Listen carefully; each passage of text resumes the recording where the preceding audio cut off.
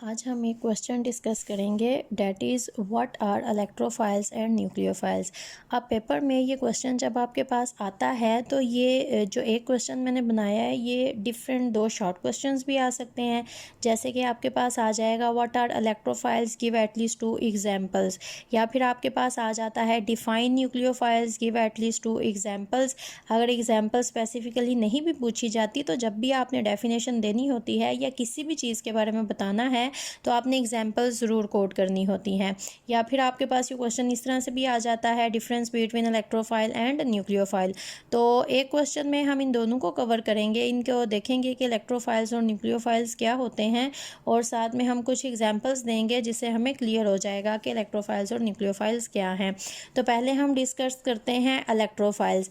अब अगर इलेक्ट्रोफाइल्स को देखा जाए तो ये जो इलेक्ट्रो है इट इज़ इलेक्ट्रॉन,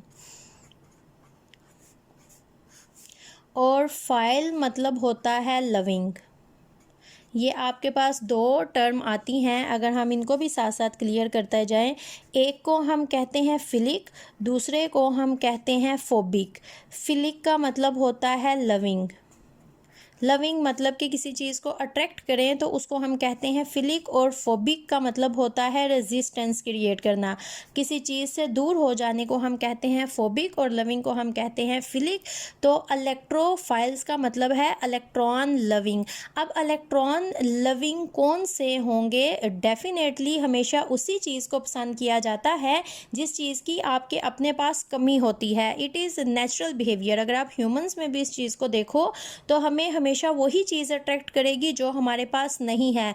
तो इलेक्ट्रोफाइल्स भी हमारे पास वही सारी स्पीशीज़ होंगी जिनके पास खुद इलेक्ट्रॉन्स की कमी होगी। अब ये हमारे पास कौन से होंगे? ये हमारे पास वो सारे होंगे जिनके ऊपर आएगा पॉजिटिव चार्ज।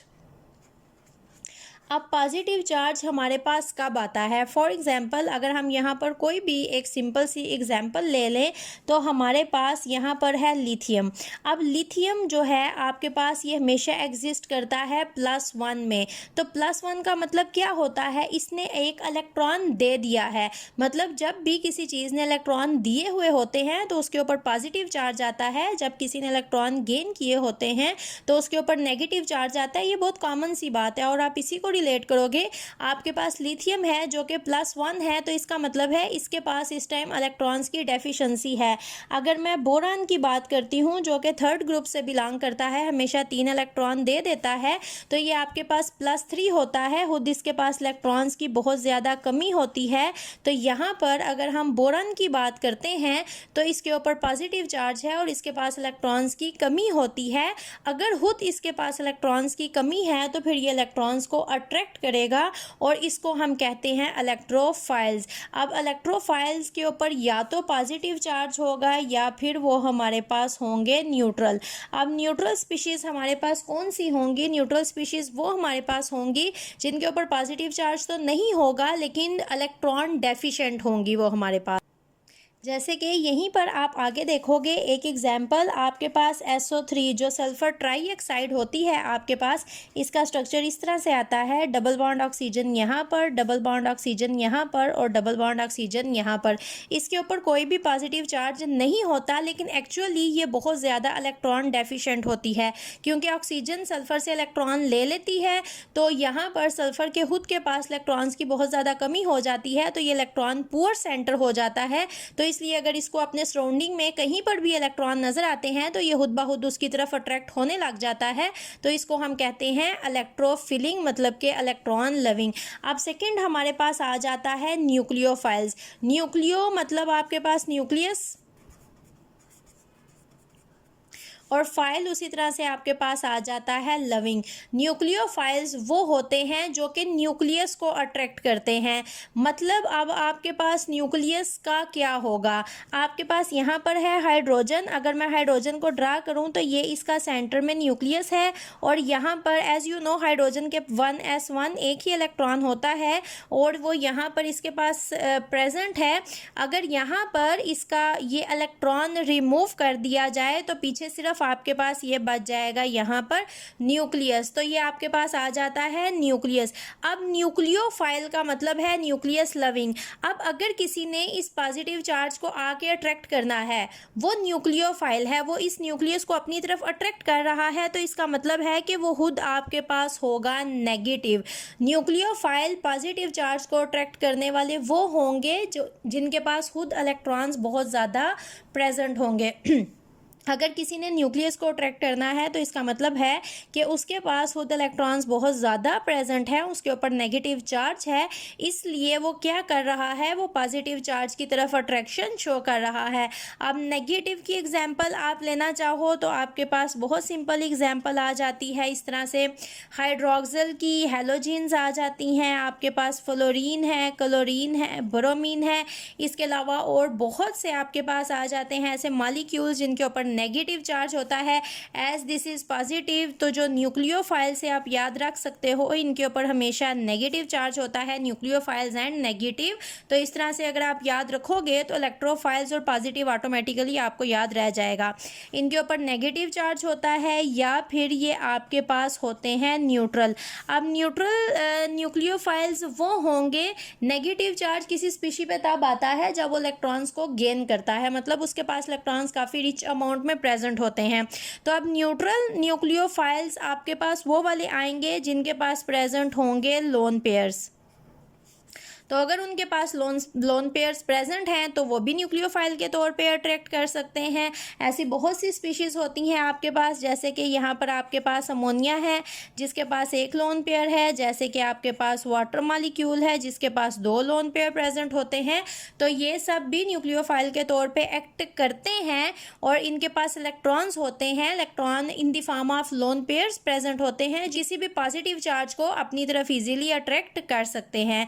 तो ये थे इलेक्ट्रोफाइल्स एंड न्यूक्लियोफाइल्स, इनकी डेफिनेशन बुक में प्रॉपर गिवन है, साथ एग्जांपल्स भी गिवन है। नेक्स्ट हमने स्टार्ट करने हैं रिएक्शंस ऑफ बेंजीन। इससे पहले के जो लेक्चर्स थे उसमें हमने preparation, nomenclature, introduction, about structures, वो सारा कुछ बहुत ज़्यादा डिटेल में डिस्कस कर लिया है। अगर अभी भी कोई कन्फ्यूजन है तो आप उनको दोबारा जाके देख सकते हो। अब हमने आगे स्टार्ट करने हैं रिएक्शंस ऑफ बेंजीन, जो कि पेपर के पॉइंट ऑफ व्यू से बहुत ज़्यादा इंपॉर्टेंट हैं। इनमें से शॉर्ट क्वेश्चन और लॉन्ग क्वेश्चन दोनों मस्ट आते हैं। तो हम स्टार्ट करेंगे रिएक्शन ऑफ बेंजीन को, जिसमें सबसे पहले हम general pattern of reactivity of benzene को देखेंगे। ये आपके पास एक शॉर्ट क्वेश्चन के तौर पे आता है, 2 नंबर का शॉर्ट क्वेश्चन आता है आपके पास, जिसमें वो पूछते हैं आपके पास general pattern of reactivity of benzene. तो हम जनरली पहले बात करेंगे कि बेंजीन किस तरह से रिएक्शन करती है। तो यहाँ पर हम सबसे पहले बेंजीन को ड्रा करेंगे ताकि हमें पता चले कि बेंजीन ने किस तरह से रिएक्शंस करने हैं। अब अगर आप यहाँ पर बेंजीन को देखो तो ये जो आपके पास 6 कॉर्नर्स यहाँ पर हैं, इन 6 कॉर्नर्स का मतलब है कि यहाँ पर आपके पास कार्बन है और साथ एक हाइड्रोजन प्रेजेंट है, और ये जो सेंटर में सर्कल है इसका मतलब है कि यहाँ पर सारे का सारा इन दी फॉर्म ऑफ सर्कुलर यहाँ पर पाई बॉन्ड प्रेजेंट हैं। और अगर मैं इनको सर्कल की फॉर्म में ड्रा नहीं करूँगी तो ये आपके पास इस तरह से आएंगे। और जब भी आपने बेंजीन के रिएक्शन लिखने होते हैं तो इसको सर्कल की फॉर्म में ड्रा नहीं किया जाता, इस तरह से अल्टरनेट पोजीशंस पे बेंजीन के बॉन्ड को दिखाया जाता है। अब आप देख सकते हो कि बेंजीन के पास यहाँ पर ये पाई बॉन्ड है। पाई बॉन्ड का मतलब है कि यहाँ पर ये पी जी ने आपस में किया हुआ है ओवरलैप। ओवरलैप का मतलब है, अगर मैं इसको दिखाऊं आपको तो ये देखें, यहाँ पर एक Pg प्रेजेंट है और यहाँ पर एक Pg प्रेजेंट है। इसका इलेक्ट्रॉन इन्होंने आपस में यहाँ पर ओवरलैप करके इस तरह से बनाया है पाई बॉन्ड। अब इस तरह से हर एक कार्बन के पास एक एक Pg प्रेजेंट था। एज यू नो इनकी sp2 हाइब्रिडाइजेशन है जो हमने पहले डिस्कस की थी। इस तरह से यहाँ पर इन्होंने बॉन्ड बनाया है, इस तरह से यहाँ पर इन्होंने बॉन्ड बनाया है। तो अब आप अगर देखो तो यहाँ पर ये आपको इलेक्ट्रॉन नज़र आ रहे हैं, ये पाई बॉन्ड जो इस तरह से प्रेजेंट है, इसका मतलब यहाँ पर ये इलेक्ट्रॉन प्रेजेंट है। तो जो सबसे आसान चीज़ हो सकती है वो यहाँ पर ये है कि यहाँ से बाहर से कोई भी इलेक्ट्रोफाइल, अगर मैं कहीं पर भी ई लिखूँगी तो इसका मतलब है यहाँ पर मैंने इलेक्ट्रोफाइल लिखा है, उसके ऊपर पॉजिटिव चार्ज लगाया जाता है। इलेक्ट्रोफाइल को जब जनरली लिखा जाता है तो फ्रॉम इलेक्ट्रोफाइल ई पहला उसका अल्फ़ाबेट है तो ई लिखा जाता है कैपिटल। और जो हमने पहले डिस्कस भी किया कि इलेक्ट्रोफाइल के ऊपर पॉजिटिव चार्ज होता है because they are electron loving, खुद उनके पास इलेक्ट्रॉन्स की डेफिशिएंसी है और इलेक्ट्रॉन नेगेटिव चार्ज शो करते हैं जो उनके पास नहीं है, तो पीछे इनके पास पॉजिटिव चार्ज होता है। अब सबसे आसान बात यही है कि ये जो एक इलेक्ट्रोफाइल है जिसके पास इलेक्ट्रॉन्स नहीं है वो यहाँ पर आए, इन पाई बॉन्ड के साथ यहाँ पर रिएक्शन करें। ये इलेक्ट्रॉन ही तो है और ये है इलेक्ट्रोफाइल, इसको चाहिए इलेक्ट्रॉन, तो ये यहाँ पर आके इन इलेक्ट्रॉन के साथ इजीली रिएक्शन कर ले। लेकिन एज यू नो, आपने बेंजीन में रेजोनेंस स्टडी की है, तो बेंजीन के जो पाई बॉन्ड हैं, लाइक अलग, अगर मैं किसी भी जनरल पाई बॉन्ड का जिक्र करती हूँ जो कि अल्कीन्स में होते हैं कार्बन कार्बन के दरमियान, तो अल्कीन्स के लिए बहुत आसान होता है। जैसे इस तरह से कार्बन और कार्बन के दरमियान डबल बॉन्ड होता है, तो ये जो डबल बॉन्ड है ये बहुत इजीली किसी भी इलेक्ट्रोफाइल के ऊपर अटैक करता है और इलेक्ट्रोफाइल क्या करता है, यहाँ पर आके इसके साथ हो जाता है अटैच। लेकिन in case of benzene, as you know that benzene is very stable और उसकी जो स्टेबिलिटी है ड्यू टू दिस रेजोनेंस है, तो इतना आसान नहीं है कि कोई ये जो इलेक्ट्रॉन्स हैं ये अल्कीन्स के इलेक्ट्रॉन की तरह इजीली जाके इलेक्ट्रोफाइल्स के ऊपर अटैक करें। तो अगर आपको बेंजीन का रिएक्शन करवाना है इलेक्ट्रोफाइल के साथ, तो जो कंडीशन है सबसे पहली वो ये है कि ये जो आपका इलेक्ट्रोफाइल है इसको बहुत ज़्यादा स्ट्रॉन्ग होना चाहिए। स्ट्रॉन्ग का मतलब है कि इसके पास इलेक्ट्रॉन्स की डेफिशिएंसी इतनी ज़्यादा होनी चाहिए, इसका पॉजिटिव चार्ज इतना ज़्यादा स्ट्रॉन्ग होना चाहिए कि ये जो इलेक्ट्रॉन्स हैं ये जाके इसके ऊपर अटैक करें। एज यू नो, होनी तो यहाँ पर अट्रैक्शन है between negative and positive charges. तो अगर यहाँ का ये जो इलेक्ट्रॉन्स हैं जो कि नेगेटिव चार्ज रखते हैं, अगर यहाँ का नेगेटिव चार्ज वीक है क्योंकि ये इलेक्ट्रॉन्स इजीली अवेलेबल नहीं है, तो अगर यहाँ का पॉजिटिव चार्ज बहुत ही ज़्यादा स्ट्रॉन्ग आएगा तभी पॉसिबल होगा कि बेंजीन का ये बॉन्ड टूटेगा और यहाँ पर इनके दरमियान में होगा रिएक्शन। तो होता क्या है, अगर मैं यहाँ पर जनरल पैटर्न लिखूँ फिर उसके बाद हम स्पेसिफिक को डिस्कस करेंगे तो ज़्यादा अच्छी तरह आपको समझ आएगी जितनी ज़्यादा प्रैक्टिस करोगे। तो यहाँ पर आपके पास आता है एक स्ट्रॉन्ग इलेक्ट्रोफाइल। अब ये जो यहाँ पर पाई बॉन्ड है इस कार्बन और इस कार्बन के दरमियान का, इसने आके अटैक किया यहाँ पर इस इलेक्ट्रोफाइल पे, या फिर यू कैन से इस इलेक्ट्रोफाइल ने अटैक किया यहाँ पर इस पे, क्योंकि सर्कल सिर्फ अंदर की तरफ नहीं होता है, ये सारा बाहर की तरफ भी होता है। ये जो मैंने आपको ड्रा करके दिखाया है तो ये आप देख सकते हो, ये कार्बन को at both sides upper and lower surround करता है। तो not specifically it is present in the inner position, then how electrophile can attack और how this pi bond can attack on this electrophile as they are present on both upper and lower sides. So pi bond easily can attack on electrophile अगर वो बहुत ज़्यादा strong है, that is the main condition। तो यहाँ पर जब इस electrophile के साथ ये pi bond अटैक करेगा तो ये आप देख सकते हो, अगर यहाँ पर अटैक होना है तो इस pi bond ने यहाँ से हो जाना है ब्रेक। एज ये यहाँ से जब ब्रेक होगा तो अब क्या होगा, अब आप ये देख रहे हो इसके पास इलेक्ट्रॉन्स की है बहुत ज़्यादा डेफिशिएंसी, तो अब क्या करेगा, ये जो कार्बन है इसने क्या किया है, इसने यहाँ के इस बॉन्ड को तोड़ा है। इसने इस बॉन्ड को तोड़ा नहीं है, इसने किया क्या है, ये जो इलेक्ट्रॉन का पेयर इन्होंने आपस में शेयर किया हुआ था ये पूरे का पूरा इलेक्ट्रॉन पेयर इस कार्बन ने ले लिया है, पूरे का पूरा इलेक्ट्रॉन पेयर, क्योंकि इसके पास इलेक्ट्रॉन्स नहीं है।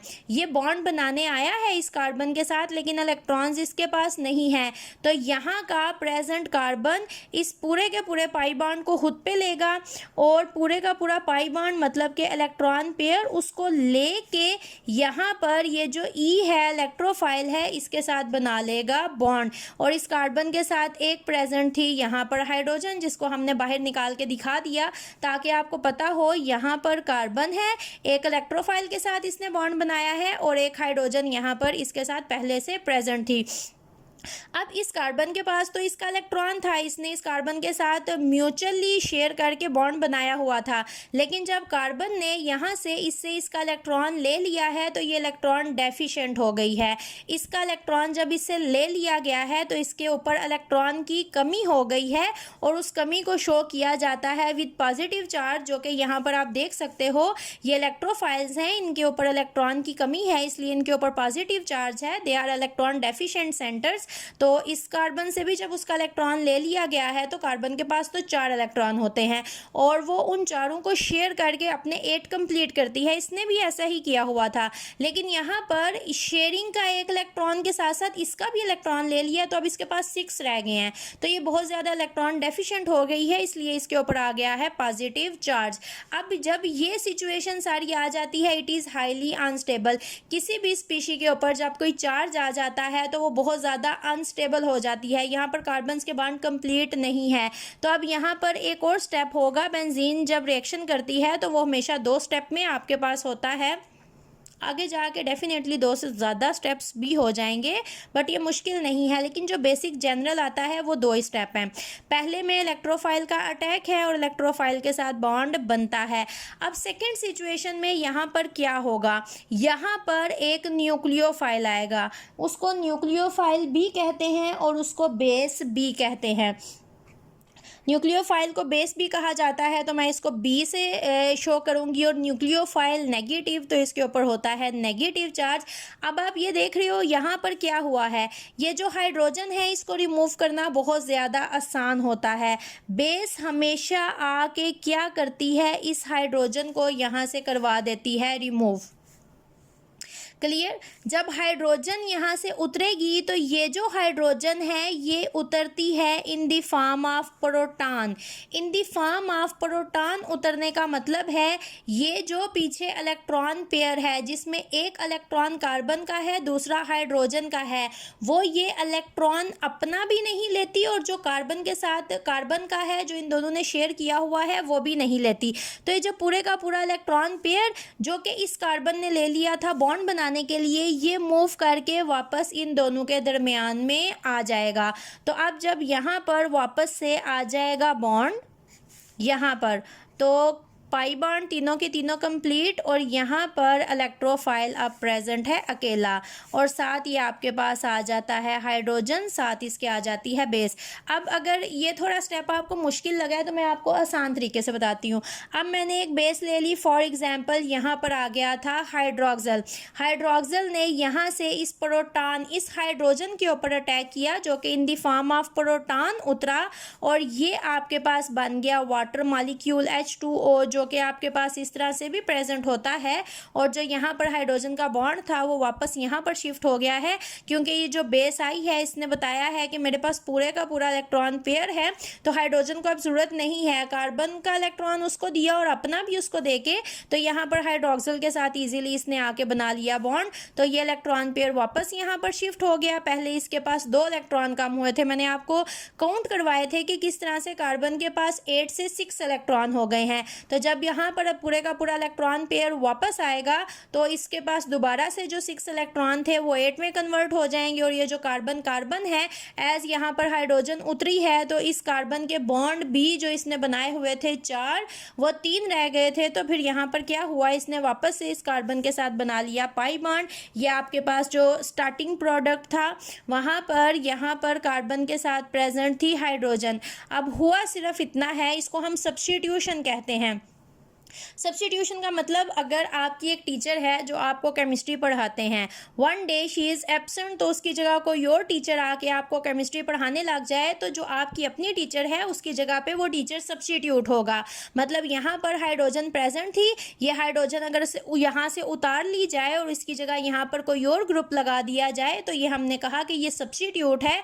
हाइड्रोजन को इसने रिप्लेस किया है, हाइड्रोजन की जगह पर यहाँ पर आकर ये अटैच हो गया है। यहाँ पर निकाल के हमने इसको साइड पे अलग से इसलिए दिखाया है कि बाकी सारी जगह पे यहाँ पर CH प्रेजेंट है और यहाँ पर कार्बन है और उसके साथ कोई सा भी इलेक्ट्रोफाइल।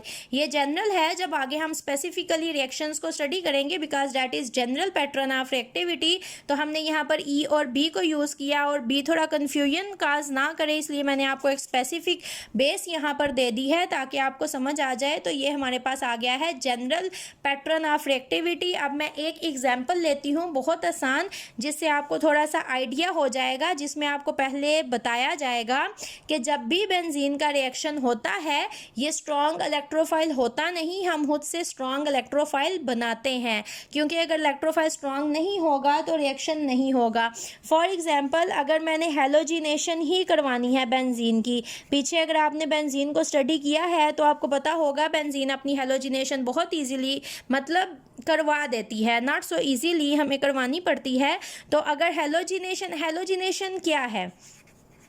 किसी भी मॉलिक्यूल में एडिशन ऑफ हैलोजिन को कहते हैं हैलोजिनेशन।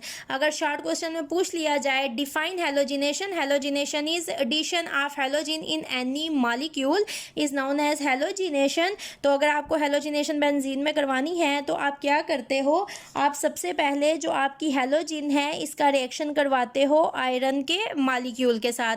अब ये जो आयरन है ये एक्चुअली यहाँ पर करता क्या है, ये आके इसके साथ बनाता है कॉम्प्लेक्स, ये आपके पास बन जाएगा FeX3, यहाँ पर आपके पास आएगा।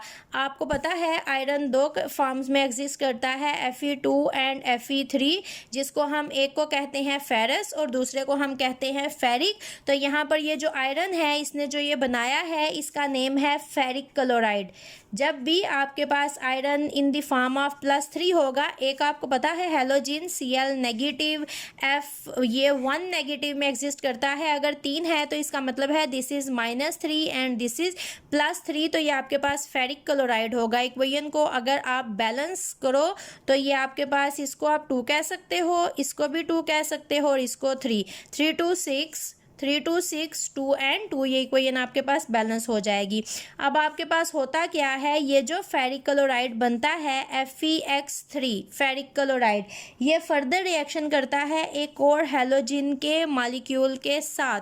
अब जब ये एक और हैलोजिन के मॉलिक्यूल के साथ रिएक्शन करता है तो ये कन्वर्ट हो जाता है FeX4। अगर इसने 4 हैलोजिन अपने साथ लगाए हैं तो ये आपके पास आ जाता है माइनस, और 7 आपके पास आ जाता है X पॉजिटिव। ये X पॉजिटिव जो होता है इसको हम कहते हैं हैलोगोनियम आयन। अब अगर आपने केमिस्ट्री थोड़ी बहुत भी पढ़ी है और आपको थोड़ा बहुत भी आइडिया है केमिस्ट्री का, तो आपको ये पता होगा हैलोजिन्स हमेशा एग्जिस्ट करती हैं नेगेटिव में, बिकॉज हैलोजिन्स के पास 7 इलेक्ट्रॉन आउटर मोस्ट शेल में ऑलरेडी प्रेजेंट होते हैं और उनको सिर्फ एक इलेक्ट्रॉन चाहिए होता है अपना ऑक्टेट कंप्लीट करने के लिए। And halogens are very strong electronegative elements. तो अगर हैलोजिन में से इलेक्ट्रॉन निकाल दिया जाए तो बहुत ही ज़्यादा स्ट्रॉन्ग इलेक्ट्रोफाइल बन जाएगा ये। अब इसके एक एलिमेंट जो अपने इलेक्ट्रॉन को बहुत स्ट्रांगली अपने पास अट्रैक्ट करके रखता है बिकॉज उसका न्यूक्लियस बहुत ही ज़्यादा स्ट्रॉन्ग है। अब अगर उससे एक और इलेक्ट्रॉन ले लिया जाए तो वो बाकी रिमेनिंग इलेक्ट्रॉन को बहुत ही ज़्यादा स्ट्रांगली अट्रैक्ट करेगा, तो इसलिए ये एक स्ट्रॉन्ग इलेक्ट्रोफाइल बन जाता है। तो पहला स्टेप हमारा था एक स्ट्रॉन्ग इलेक्ट्रोफाइल बनाना। जब भी आप बेंजीन के रिएक्शंस को स्टडी करोगे, अभी मैं आपको स्टेप में लिख के दूंगी जब हम आगे किसी भी रिएक्शन को स्टडी करेंगे, तो पहला स्टेप है आपके पास to prepare a strong electrophile, जो यहाँ पर हमने कर लिया। एज अभी भी हम जनरल बात कर रहे हैं तो हम एक्स को ही यूज़ कर रहे हैं। अब अगर हम यहाँ पर ये लगाएं, सर्कल मैं ड्रा करने लगी थी, आप नहीं ड्रा करोगे, मैं भूल गई हूँ। तो ये आपके पास एक स्ट्रॉन्ग आ गया इलेक्ट्रोफाइल। अब ये जो पाई बॉन्ड है इसने अट्रैक्ट किया है इस स्ट्रॉन्ग इलेक्ट्रोफाइल पे, और जो हमारा पहला स्टेप था यहाँ पर क्या होना है, ये जो बॉन्ड है ये पूरे का पूरा ब्रेक होगा। ये कार्बन इस बॉन्ड को ले लेगी और यहाँ पर इस एक्स के साथ बॉन्ड बना लेगी। ये बाकी दोनों पाई बॉन्ड ऐसे ही रहेंगे और यहाँ की हाइड्रोजन को आप निकाल के यहाँ पर दिखाओगे। क्यों दिखाना है? क्योंकि बेस ने आके यहीं पर अटैक करना है दोबारा, और यहाँ पर इस कार्बन से इसके इलेक्ट्रॉन ले लिए गए हैं, तो इसलिए ये जो कार्बन है ये यहाँ पर हो गई है पॉजिटिव। तो जब आपके पास एक स्ट्रॉन्ग इलेक्ट्रोफाइल बनता है तो उसके साथ ही एक स्ट्रॉन्ग बेस, एक स्ट्रॉन्ग न्यूक्लियोफाइल भी बनता है। तो सेकेंड स्टेप में आपके पास ये जो स्ट्रॉन्ग यहाँ पर बेस आपने बनाई थी, ये नेगेटिव आके यहाँ पर इस हाइड्रोजन पे अटैक करेगा और यहाँ से इस हाइड्रोजन को रिमूव करवा देगा, और ये वाला जो बॉन्ड है ये वापस शिफ्ट हो जाएगा यहाँ पर, और जब ये वापस शिफ्ट हो जाता है तो आपके पास अब क्या बनेगा, ये देखें यहाँ पर बेंजीन इस तरह से रिस्टोर हो जाएगी वापस, ये इसके पाई बॉन्ड, और यहाँ पर आ गया X, that is halogen. And we were studying the halogenation, that is addition of halogenation. तो हेलोजिन तो हमने क्या किया है, हमने सब्स्टिट्यूशन रिएक्शन है बेसिकली ये, तो यहाँ पर हाइड्रोजन को उतार के उसकी जगह हेलोजिन लगा दिया है। अब ये देखें स्टेबल मॉलिक्यूल था FeX3, इसमें से एक X इस हाइड्रोजन के साथ मिलके HX बना देगा और साथ FeX3 दोबारा से हो जाएगा रिस्टोर। आप इसकी प्रैक्टिस करोगे अच्छी तरह से, इसको स्टडी करोगे बुक से, तो ये आपको बहुत ज़्यादा आसान लगेगा। आपकी बुक में बहुत ज़्यादा डिटेल में उन्होंने इसको दिया है विथ थ्योरी, आप उसको पढ़ें, 2-3 दफ़ा इसकी प्रैक्टिस करें तो ये सारा बहुत आसान लगेगा। ये जनरल मैकेनिज़्म है इसकी, जितनी अच्छी प्रैक्टिस करोगे, जितनी अच्छी तरह से इसको समझोगे, आपके लिए आगे रिएक्शंस करना उतना ही ज़्यादा आसान होगा। पैटर्न यही है, सिर्फ मॉलिक्यूल्स यहाँ पर ये चेंज होते जाएंगे। अगर इसकी समझ आ जाए तो उनको करना बहुत ज़्यादा आसान है। अगर फिर भी किसी चीज़ की कन्फ्यूजन हो तो any time you can ask, उस कन्फ्यूजन को हम क्लियर कन्फ्यूजन को क्लियर करेंगे ताकि आगे जो रिएक्शंस हैं वो अच्छी तरह से आपको समझ में आए। कभी भी ऐसा नहीं होता कि पेपर में बेंजीन के रिएक्शंस में से कोई एक क्वेश्चन ना आए, तो इसको आपने बहुत अच्छी तरह से समझना है। फिर नेक्स्ट हम इसके रिएक्शंस को स्टार्ट करेंगे।